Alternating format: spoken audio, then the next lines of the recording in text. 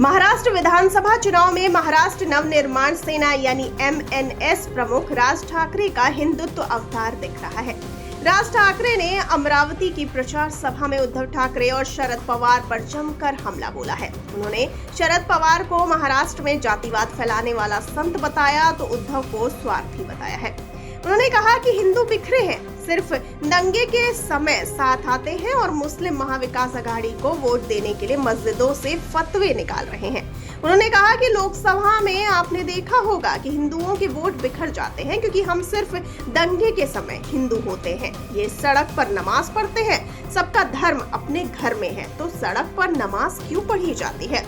उन्होंने कहा कि उद्धव सीएम थे तो सारे मस्जिदों से लाउडस्पीकर मैंने निकलवाए, जिसके बाद हमारे लोगों पर 17,000 केस दर्ज हुए। मेरे हाथ में अगर सत्ता दी तो कल एक भी मस्जिद पर स्पीकर नहीं दिखेगा। उन्होंने कहा कि उद्धव ने बाला ठाकरे साहब के नाम के आगे से हिंदू हृदय सम्राट ही निकाल दिया। ये स्वार्थ के नाते किया क्योंकि उनकी मजबूरी है। उनके साथ कांग्रेस और शरद पवार की एनसीपी है। वो बाबा साहेब को हिंदू हृदय सम्राट बोलेंगे तो ठीक नहीं लगेगा। उन्होंने कहा कि नवनीत राणा लोकसभा हार गई तो मुस्लिम सड़क पर आ गए क्यों? इसके पहले भी अमरावती में दंगे हुए हैं। एक बार सत्ता दो, इन सबको मैं ठीक कर दूंगा। हिंदुत्व का माहौल खराब और कम करने के लिए हिंदुओं को जाति जाति में बांट दिया क्योंकि महाराष्ट्र में एक संत काम कर रहे हैं। उनका नाम है संत शरद चंद्र पवार।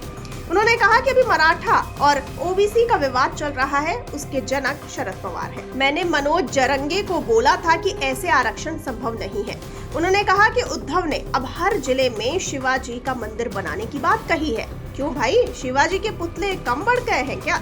सिंधु दुर्ग में तेज हवा से पुतला गिरा, ऐसा हो नहीं सकता, लेकिन पुतले से अच्छा है कि शिवाजी के किले को सहेजा जाए, उनकी रक्षा करो।